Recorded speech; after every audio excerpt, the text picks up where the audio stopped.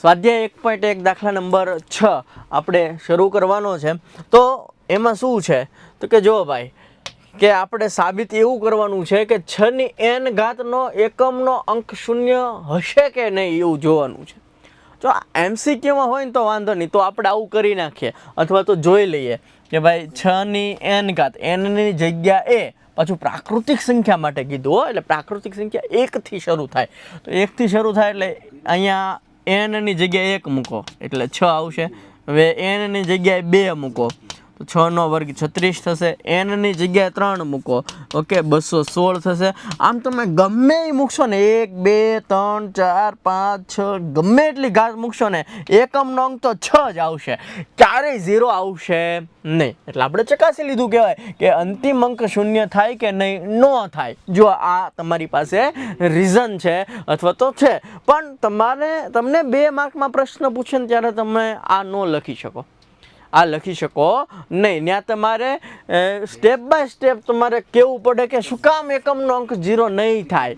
તો આ એક વસ્તુ છે, ધોરણ 9માં તમે ચેપ્ટર 1માં આવું ભણી ગયા છો કે એકમનો અંક શૂન્ય ત્યારે જ આવે કે જ્યારે આવું તમે યાદ હશે 2n 5n અહીંયા ગુણાકાર, ઓકે 2 ની n ઘાત ને 5 ની n ઘાત હોય ને તો જ એ શું હોય, એકમનો અંક 0 હોય। એટલે કે એકમનો અંક 0 થવા માટે 2 અને 5 બંનેની હાજરી હોવી જરૂરી છે, ઓકે। અહીં n ની જગ્યાએ કોઈ પણ નંબર હોઈ શકે છે, એનો કોઈ પ્રોબ્લેમ છે નહીં।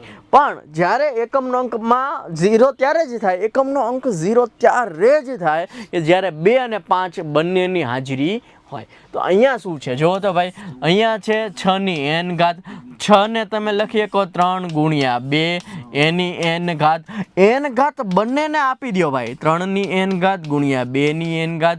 અહીં 2 હાજર છે પરંતુ 5 હાજર છે નહીં।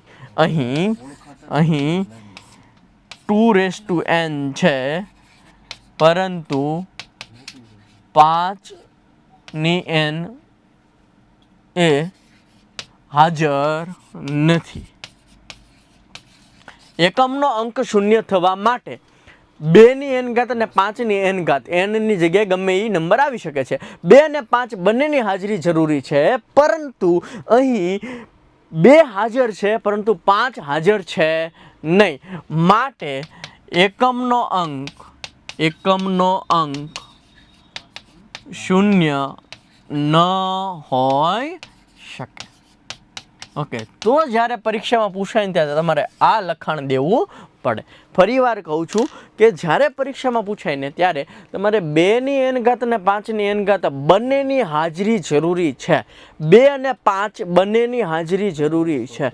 બંને હોય તો અને માત્ર તો જ એકમનો અંક 0 હોય, બાકી 0 હોય નહીં। આપણને પ્રશ્ન કેવો હતો 6 ની n ઘાત, 6 એટલે શું કે 3 દુ 6 n ઘાત બંનેને આપી દો તો 3 ની n ઘાત ગુણ્યા 2 ની n ઘાત। અહીં 2 હાજર છે પરંતુ 5 હાજર છે નહીં, માટે એકમનો અંક ક્યારેય પણ શૂન્ય હશે નહીં। રીઝન શું છે, 2 હાજર છે 5 હાજર છે નહીં।